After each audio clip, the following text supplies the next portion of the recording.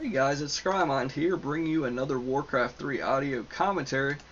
In this audio, I'm going to be focusing on sort of an underrated hero, but it's going to be in a 4v4 random team, 4v4 random team games. So, the Paladin, it's going to be a solo Paladin strategy with Riflemen and Devotion Aura as opposed to Divine Shield. So, one of the reasons I say this is an underrated hero is really specific to this game type. In solo, the Paladin is not going to be nearly as strong as it can be in these big team games. But in 4v4 random team, I think I guess I should say I rather know that the auras are going to be way stronger than they're going to be in the smaller 1v1 and 2v2 games. Just because, you're going to have more heroes and more units, potentially counting all your allies and their armies, than you could possibly have in solo and 2v2. So, you got to try to sort of keep that in mind when estimating how powerful these abilities are.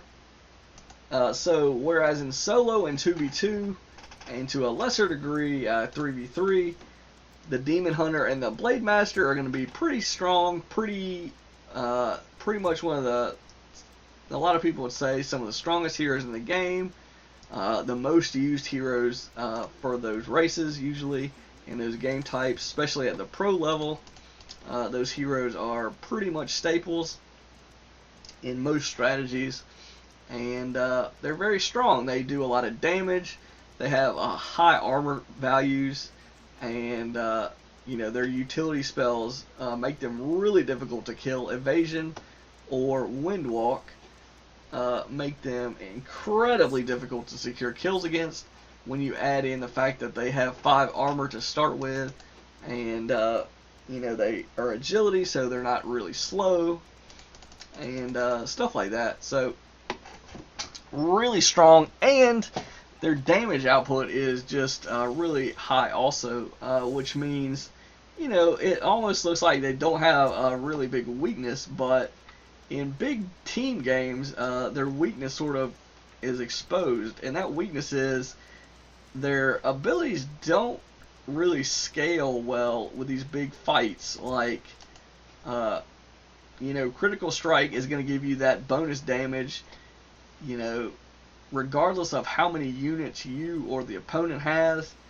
You're getting, pretty standard, not standard, but, static boost in damage. The only thing it will modify the damage output is, items. And, again, there's sort of a cap on that depending on the items you can find. You only have 6 items, inventory slots to put stuff in, so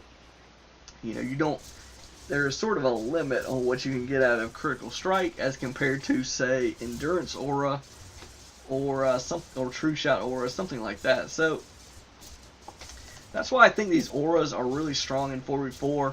Now, the Death Knight is pretty much a staple with Undead in any game type, so it's not exactly a surprise to say, well, it's good to get a Death Knight in random team. It just so happens that the Death Knight is sort of required, but it's really, Unholy Aura is a really strong aura, just like Endurance Aura is.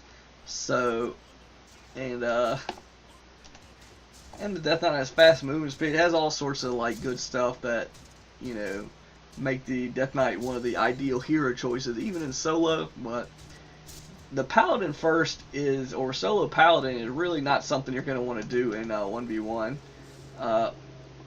2v2, starts to become sort of a possibility, but against most races, solo Paladin is going to be sort of a liability more than anything else. But it has a lot of synergy with big army sizes and healing, and one of the reasons for that is armor boosts are actually going to make your healing spells have much more of an impact in the game, because you know, if you're healing 200 hit points on a 0 armor unit, you know, that's 200 hit points extra they're going to have to deal to kill that unit or hero. Whereas if you have, you know, I think on Warcraft Replay, WCReplays.com, I think somebody did the math and they compared a unit with 0 armor getting Holy Light level 3 against a unit with 10 armor getting Holy Light level 3. And I think the unit with 10 armor was effectively like having another 360 hit points or something like that, because, you know, it's all that damage reduction, and every point of healing, you know, is going to get that extra, you know, from the armor, is going to take extra hits to get that damage in. So healing spells on high armor targets, whether it be from armor scroll, upgrades, devotion aura, or just high base armor on a unit like Knights, Taurens, etc., Demon Hunter, Blade Master even, gonna be like giving a boost to the healing spell, which is, you know, it's good. It's like, you know, like I say, if your spell said, if Holy Light said heal 960 hit points at level 3, it would seem a lot different than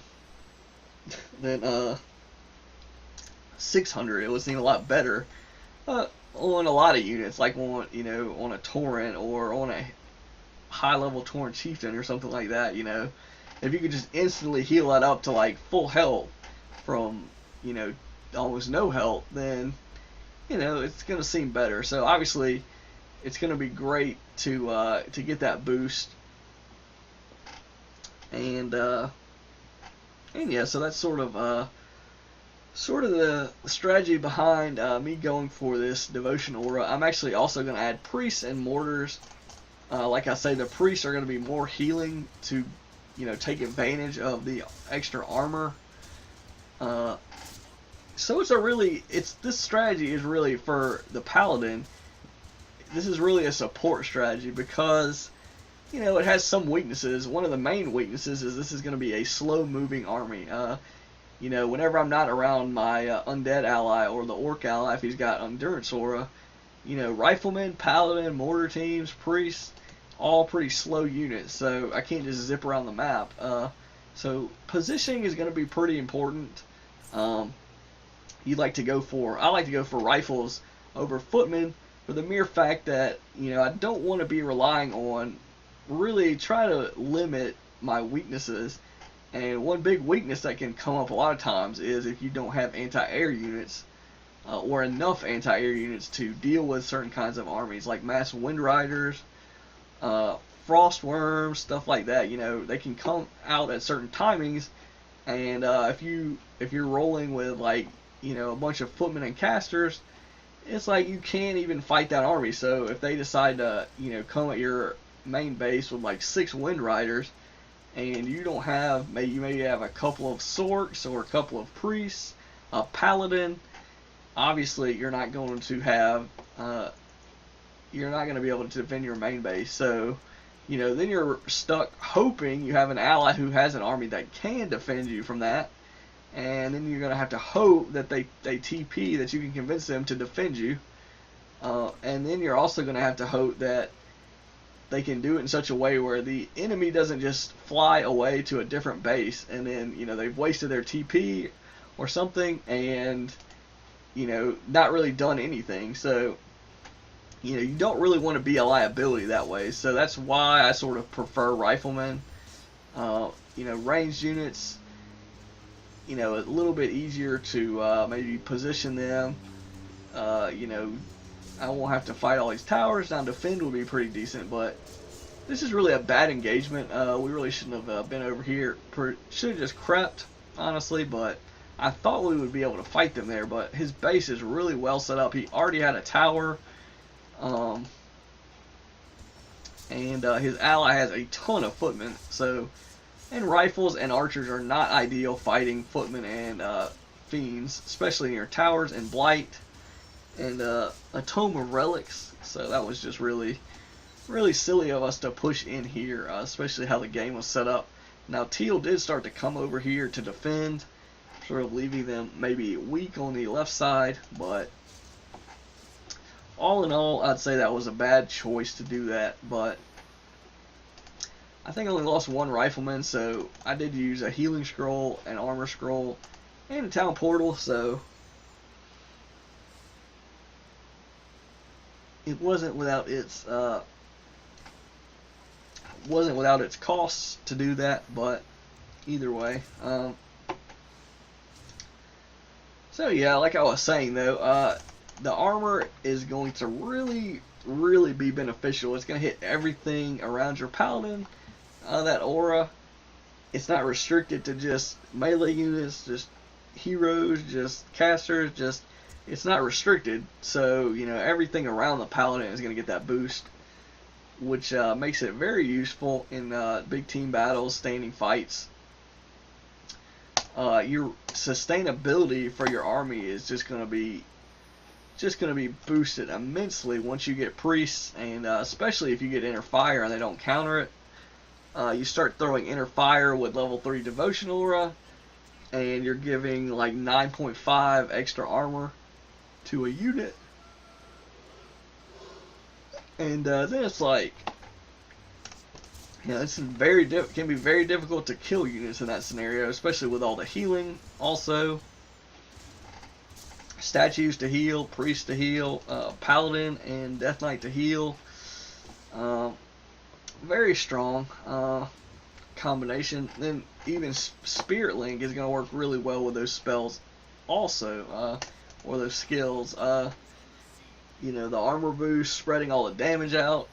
It's going to make armies just incredibly difficult to really take out, unless, you know, you're just totally outnumbered them, or, you know, you have the right combination, like, you know, you have air, they don't have anti-air, or, you know, Torns against rifles, etc. Oh, really, you know,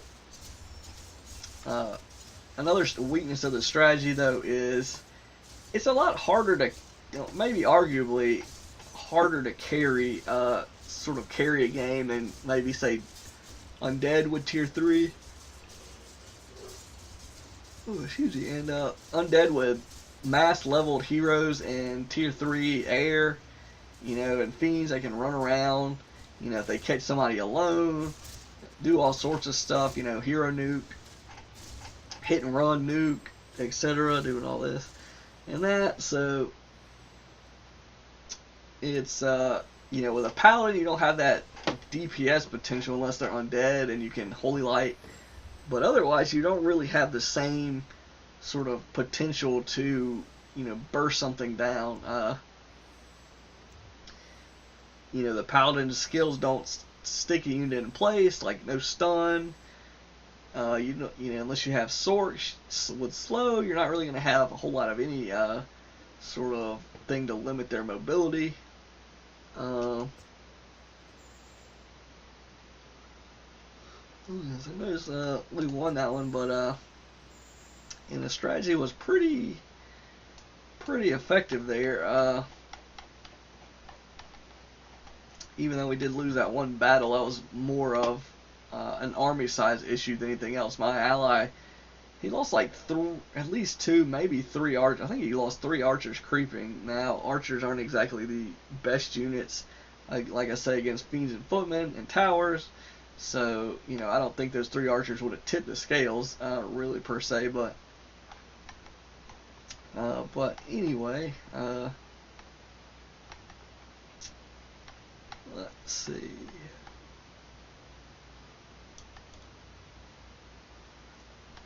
But anyway, so yeah, you know, it's still going to require, like, obviously, if all your allies don't make any units, you know, or they don't make units that they want to fight with you in sort of a pitched team battle, then, you know, then obviously you're not going to get nearly as much boost out of the aura as you normally would. But, you know, it's, you know, some trade-offs. So this is another game. I'm going to do the same strategy, but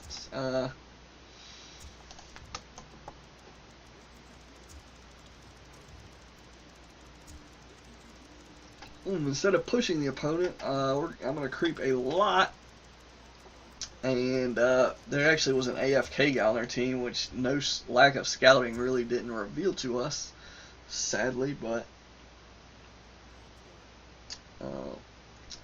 either way, so that's one thing you might want to try to do in fours is always scout as soon as you can to avoid maybe a long game where you have more of a chance to lose, as opposed to the early game where if we all just rush that base, that would be a permanent disadvantage. Whereas, you know, if we don't rush that base and he comes back in like 2 or 3 minutes, then, you know, he's going to be behind, but he can still field an army, field a hero, and, you know, have a big impact. And then later in the game, you know, obviously his economy is going to roll and everything else.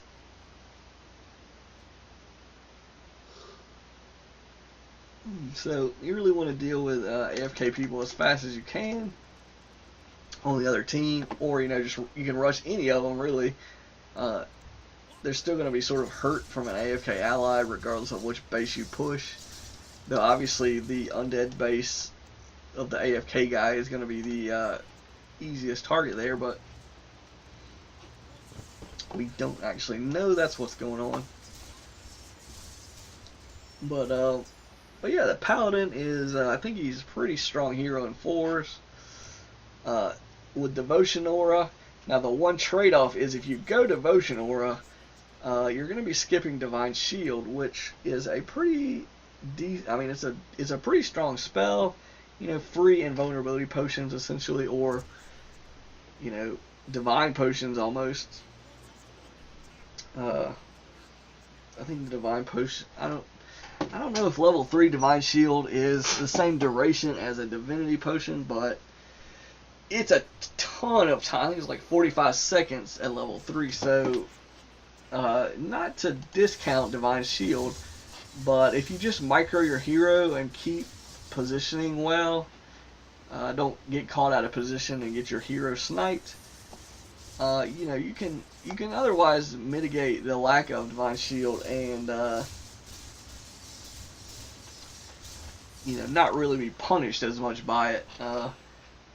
Whereas if you don't need Divine Shield, it's not actually going to be any sort of bonus. Like if they're not focusing your Paladin, then, you know, level 3 Divine Shield isn't going to be doing anything. It's just going to be sort of a dead skill. I mean, you know, if they focus your hero, that's when it's going to shine, because you can just pop that for 25 mana and you just ignore them for, you know, 15, 30, however much time duration it is, what level it is. But if you go for the aura instead, you're going to be getting that damage reduction anytime you're having a fight. So, you know, whereas in solo, you know, it's a little bit more important to be able to, you know, keep your Paladin alive during harassments, rushes, you know, against a lot of Blade Masters, Demon Hunters, Death Knights, etc.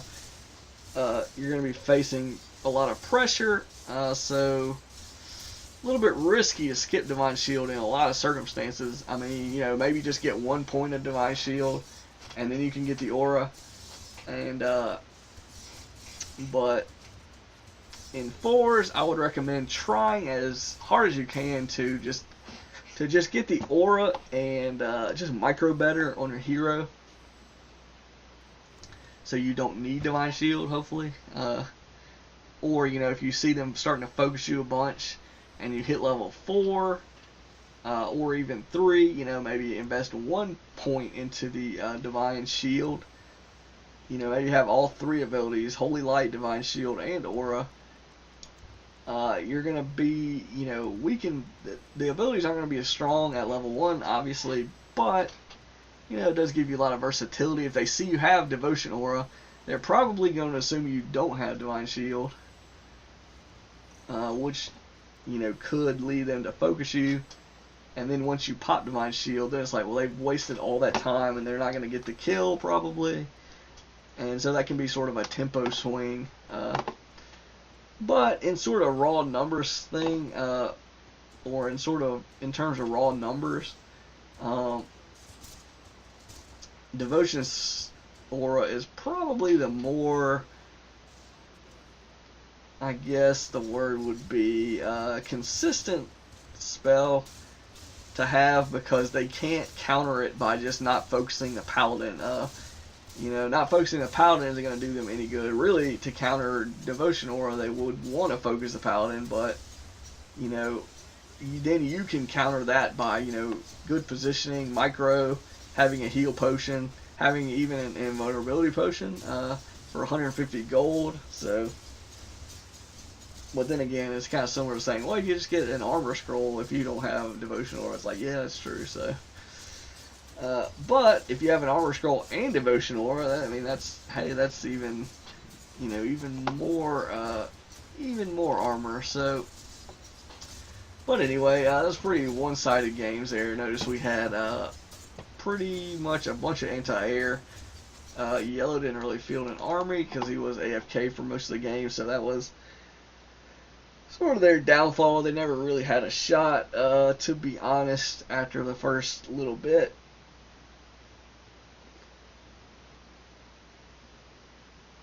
So that's really the strategy. Is to add a lot of kills. Riflemen do pretty good DPS against most things. And I got the upgrade, so they were really strong riflemen. And then actually, not only does inner fire boost your armor by 5, but it also gives you 10% extra damage on your unit. So it's a pretty decent spell. In solo, again, it's not really going to come into play much because it's really easy to counter. Actually, one of the things though in 4v4 random team is, I don't know if people, I know a lot of people just ignore certain kinds of things, just let it go, like an armor scroll. In a lot of circumstances, you know, the enemy just isn't going to have, you know, they're not going to have units to counter like an armor scroll or an inner fire until maybe later. You know, you might see some spell breakers pop up here and there. Spirit Walker is pretty strong, and they, you know, disenchant once you get adept. Maybe abolish magic, though that's really not ideal against armor scrolls. But and then destroyers maybe. So, but a lot of times, you know, you're gonna see armies in 4s that don't have magic counters, which they counter to caster spells. So.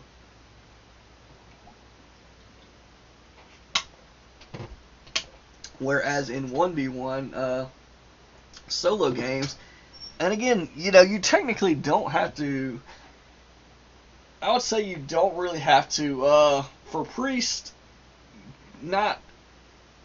it's not essential to have a hard counter to them, but if you don't, you know, it's good to just focus them down, because, you know, with ranged units, they're pretty easy to kill. They don't have a lot of hit points. Even nuke spells can just snipe them off pretty easily. So one way to counter priests, even master priests, is just to kill them. I mean, whereas you know, sorks, you know, once you engage them, they're gonna pretty much be throwing slow all over your army, and then, you know, once you can kill them, but, you know, your army's still gonna be slowed. And slow is a pretty substantial spell. Not to say that inner fire isn't, but it's just that they don't really work the same way. I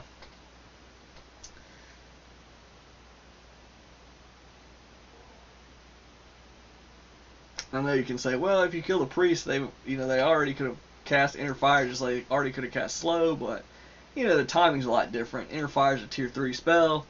So is a tier 2 spell, etc. So, you know, a lot of times sorks are going to make you prioritize countering them quicker than, you know, seeing some priests. But it's really important to kill the priests if you can, because it doesn't take very much to kill them.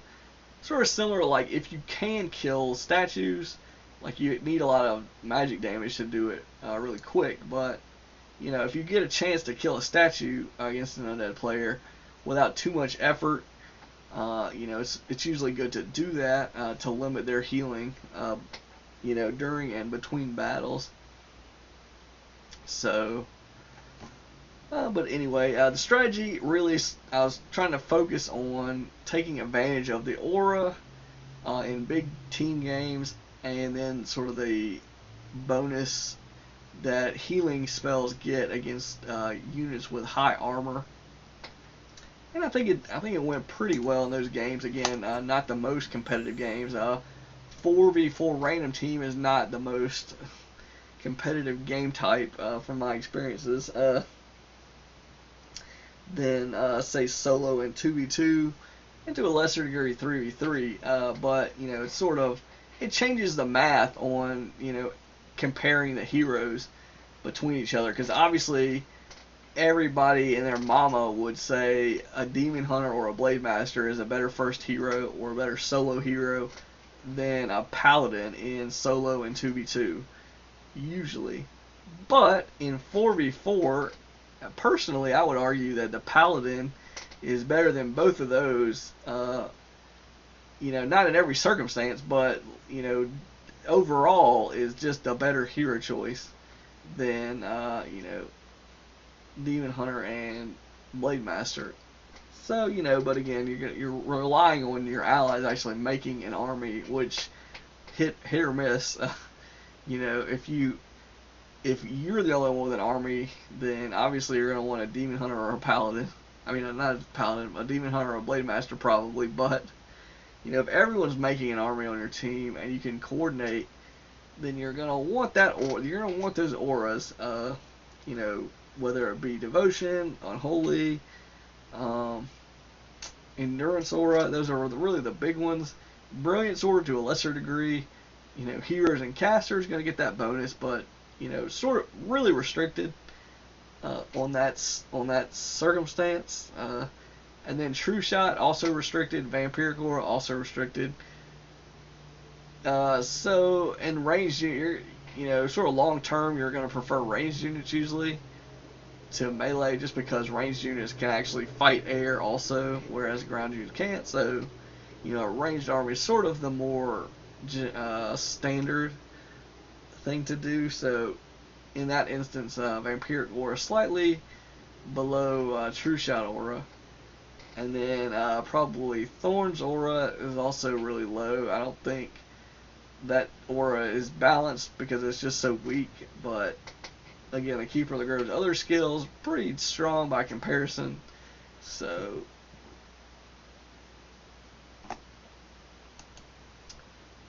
sort of how I would compare those heroes for 4v4, whereas in 1v1 I would probably, and even 2v2, I would probably say that you would definitely would prefer like an Archmage or a Mountain King, or you know, a Demon Hunter or a Blade Master, than you know, Priestess or Paladin or Archmage, just because the DPS and everything, and the early game is just so strong for those heroes. And then the late game, even with Blade Storm and Metamorphosis, is just huge. The Paladin, you know, is going to offer Resurrection, which can be good in team games because you can resurrect your allies' stuff, and you know, it's just reviving all those units is just usually pretty good, if not really costly mana-wise. But you know, the Death Knight doesn't really have a really strong ultimate. The Tauren Chieftains is pretty decent reincarnation with full mana. Is going to be a big deal on a level 6 Tauren, but in 7. But you know, if they don't kill the high level Tauren, then you know, that's sort of a dead skill. Whereas Resurrection arguably won't be dead if you're losing units at all. So. But anyway, hopefully you found this audio commentary somewhat entertaining, fairly informative, give you a chance to see sort of a maybe oddball strategy for 4v4 random team, going for a solo paladin. Again, if you want to mix it up and throw in spellbreakers instead of mortars, or you know, whatever, you know, by all means, you know, not just, it really depends on what you're up against. You know, in that one game, the guy straight taked up to chimes, chimera, or you know, he had a bunch of them at the end, so it was really good that I had riflemen. You know, not so important to have spellbreakers or footmen or even priests and mortars. Priests probably did their job. Mortars were probably negligible. or irrelevant most of the time, but spellbreakers probably be fine with armor. I think they have decent armor to begin with. Knights, another option. Massing knights and maybe gyros or siege engines for anti-air, something like that could be a potential. But I just don't feel. I feel like knights are, and again, one thing is you have to be tier 3 to get them, so it's like by the time you can get knights, you probably will have already had the chance to get like 15 riflemen or something crazy. So it's like, kind of hard to justify it. But once you get tier 3, then you can throw some knights in there if you want to. Just gotta know what your opponent is getting, because getting a couple of knights against a mass chimera, whatever, is gonna be really dumb. They're gonna get melted most of the time in battles, so probably useless. Well, not useless, but not nearly as useful as a couple of more riflemen would be in those scenarios. But again, the main takeaway with the strategy is in 4v4 random team, I would say auras are very strong, and I would say that the paladin, his aura, while pretty I guess underpowered compared to some of the auras, but it's still decent, especially with such a large potential for a large army. Can be really the difference between winning and losing, even if it is sort of subtle. Nobody really notices what happened, that you just happen to have level 3 devotion aura, and we're fighting with everybody all the time, so it's sort of one thing to consider and maybe try out in 4s if you're playing. Otherwise, I was actually going random in a lot of these games, so if I got Orc, I would go Torn first, Undead, Death Knight first, which isn't really a departure from the standard, but and then another option with a human is to go for the Archmage, go for Brilliance Aura as the primary skill, and then get Master Sorks, maybe some Priests, and go for Polymorph and stuff, and then just having, that bonus mana for, anyone around your Archmage can be good, but again, sort of restricted to a caster-based army, which makes you maybe a little vulnerable to stuff, but that you might not be with rifles. But it's a trade-off, as with most things, which one you want to go with and how you feel about it. So hopefully, hopefully you got something out of this audio, and we'll stay tuned for ones in the future. This is Scry Mind signing out.